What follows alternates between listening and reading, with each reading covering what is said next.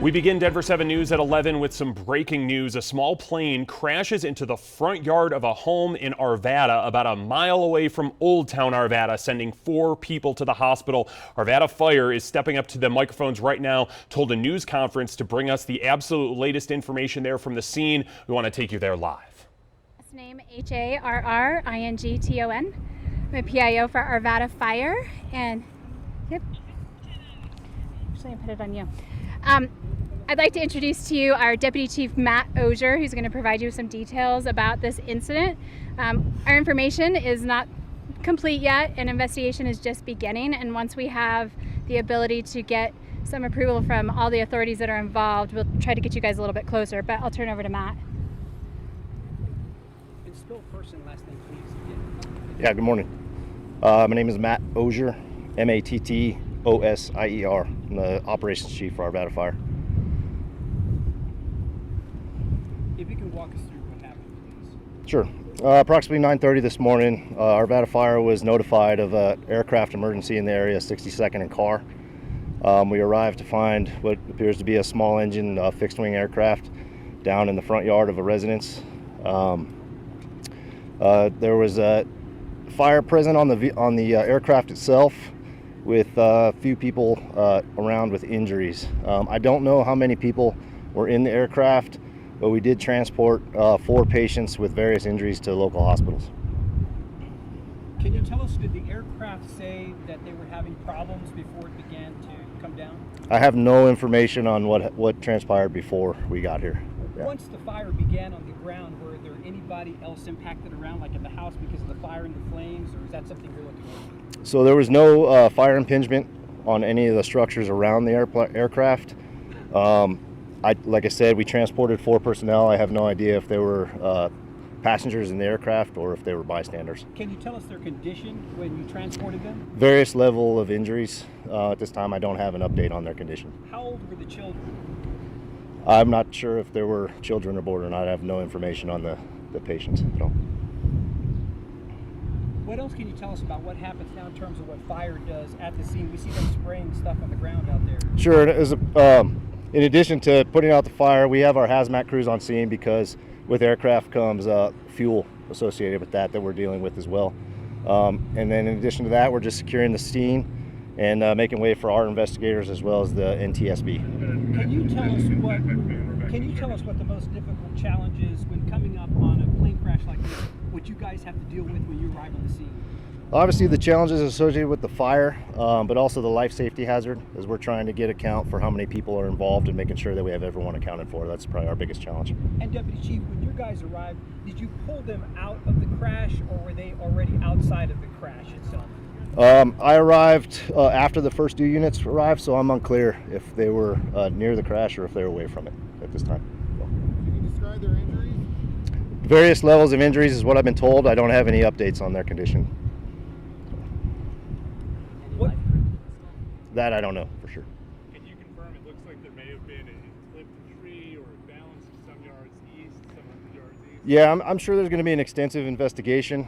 We do see some areas down there that look like they could be damaged, but I'm unsure of how far the investigation is going to go with that. Yeah. Do the people inside the home have to leave or anything, or can they stay put? That I don't know yet. Once the NTSB gets here and we have a discussion with their investigators and ours, I'm sure we'll determine that.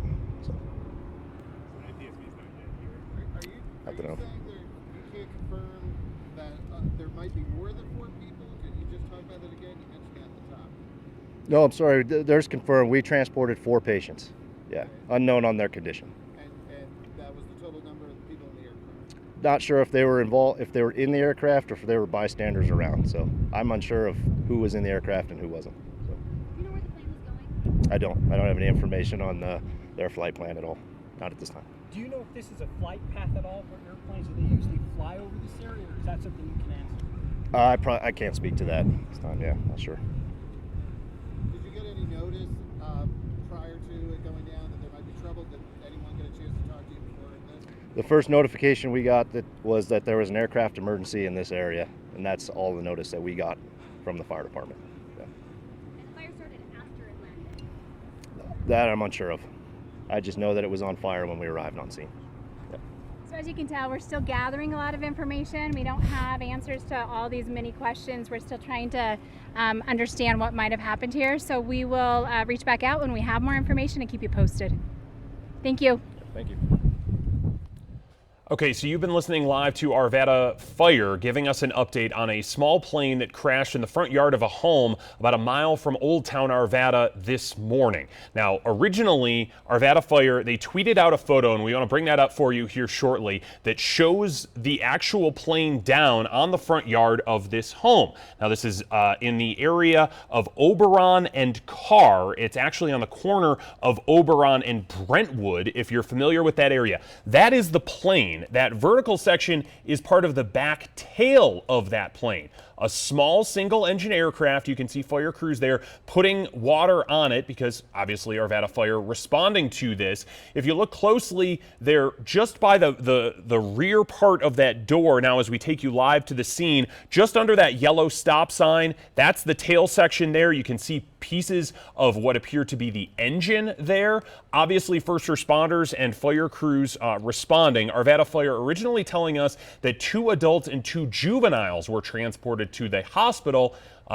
As a result of this, we recently got some confirmation that all 4 of those people were on board that plane. Again, that crashed this morning on the front yard of a home in Arvada.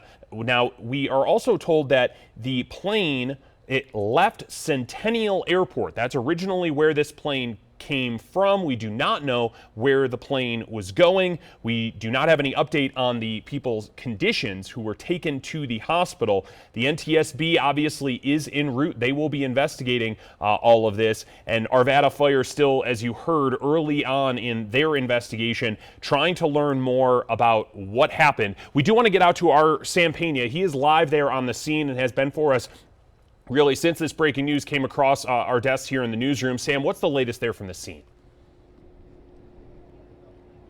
Yeah, Jason, you can still see it's a very busy scene here today. We actually saw also cadets from Arvada PD out here as well. They said that they brought them here so they could see what it's like when they have to respond to emergencies like this. Now, we just heard from Arvada Fire. We also spoke with Arvada PD as well. They told us, like you said, 2 adults, 2 juveniles who were involved in this crash. They also told us that they believe all 4 of the people were in the plane when it crashed. Now, we do know this time that they don't believe that anyone else was injured, and they don't believe there was damage next door to the home right in front of where it crashed. We are going to be hearing more from them as we go on throughout the day. They said they would be holding a second presser later for us to be able to provide us more details. We'll give you guys more updates then. Denver 7 Sam Pena there on the scene for us. Sam, can you just tell us right now, I mean, the fire is out, but our crews, since we saw those cadets there, it doesn't seem to be as hectic or chaotic of a scene as it probably was earlier on. What's kind of the feeling around there right now?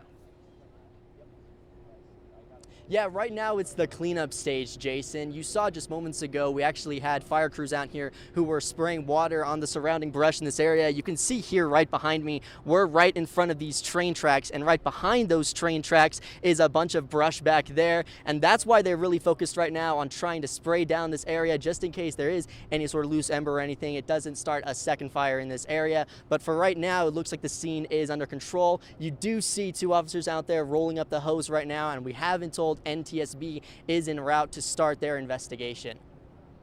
Once again, Denver 7 Sam Pena on the scene for us will bring us the latest throughout the day as we learn more. Now, we do want to let you know that we'll be bringing you the absolute latest on this throughout the day, on air, online, on all of our social media channels. As again, we learn more as things really coming in quickly as we're trying to really determine what happened to the flight, as investigators do as well. And we will bring you all of that information as soon as we have it again, both on air and online.